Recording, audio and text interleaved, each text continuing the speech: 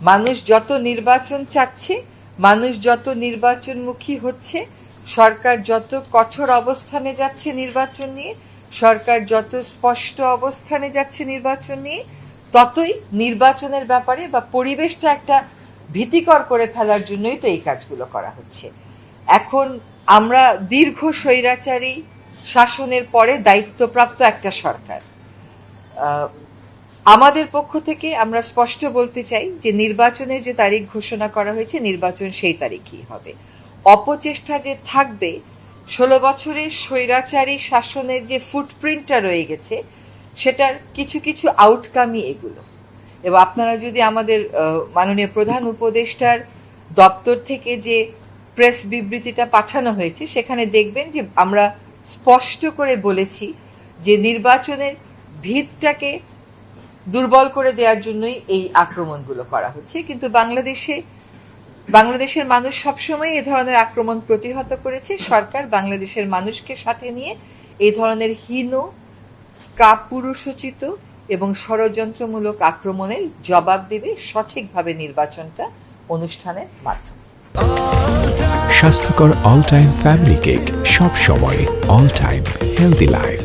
দেখেন, যে ঘটনাটা ঘটেছে তারপরে যদি আমরা প্রস্তুতি না নেই, সেটা তো কোনো বিচক্ষণতার লক্ষণ হলো না। এটাকে আমি প্রস্তুতির কথা বলবো, যাতে করে আমার প্রতিপক্ষ কোনো রকমের আর সুযোগ নিতে না পারে। এটাকে আমি আতঙ্ক বলবো না, আমি বলবো এটা আমাদের প্রস্তুতি।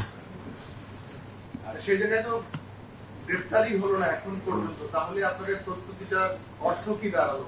দেখেন, গ্রেফতার হলো না এখনো পর্যন্ত মানে আপনি এই প্রস্তুতির সাথে গ্রেফতার হওয়াকে কেন মিলাচ্ছেন? বলেন, অপরাধী পার পেয়ে গেল কোথা থেকে? অপরাধী পার পেয়ে গেল কোথা থেকে? সকল অপরাধী ধরবার জন্য আমরা তৎপর আছি। তো আমরা বলছি না, আমাদের থেকে বারবার স্পষ্ট করা হয়েছে যে অপরাধীকে ধরবার জন্য সর্বাত্মক চেষ্টা করা হচ্ছে, সর্বোচ্চ চেষ্টা করা হচ্ছে। অপরাধী সবসময় 24 ঘন্টা ধরা পড়ে এমন তো না। সরকার এই কোঅর্ডিনেশনটা কেন করতে পারলেন না? শুধু এই একটি ঘটনাই না, আমরা অনেক আসামির ক্ষেত্রে দেখেছি যে তারা জামিন পেয়ে যাচ্ছে এবং নন বেইলেবল মামলায় জামিন পেয়ে যাচ্ছে। শুনেন, একটা কথা বলি, নন বেইলেবল আর বেইলেবলের মানেটা আপনাকে বুঝতে হবে। নন বেইলেবল হলেও বিচারক চাইলে বেইল দিতে পারেন, বেইলেবল হলেও বিচারক চাইলে গ্রেফতার করতে পারেন। কোঅর্ডিনেশন হচ্ছে না এই কথাটা আপনাকে কে বলল? দুটোই তো কথা বলেন। একদিকে বলেন বিনা বিচারে আটক রাখা হয়েছে, আরেকদিকে বলেন জামিন কেন পেল, আবার বলেন জামিন কেন দেওয়া হলো না। সেটা না, কোঅর্ডিনেশন না হলে কি হতে পারত সে সম্পর্কে তো আপনার হয়তো কোনো ধারণা নাই। আপনি একটা ঘটনাকে দিয়ে যদি বলে দেন যে কোনো জায়গায় কোনো কোঅর্ডিনেশন নাই, এটা ঠিক কথা হচ্ছে না। হ্যাঁ, কাজে কোঅর্ডিনেশন না থাকলে যে কি অবস্থাটা হতো এই সম্পর্কে আপনার হয়তো আমাদের হয়তো অনেকেরই বোঝাপড়ার ঘাটতি রয়ে গেছে। কোঅর্ডিনেশন হচ্ছে যে ঘৃণ্য অপরাধটা হয়েছে, সেই ঘৃণ্য অপরাধের অপরাধীকে খুঁজতে সরকার সর্বোচ্চ এবং সর্বাত্মক প্রচেষ্টা চালাচ্ছে।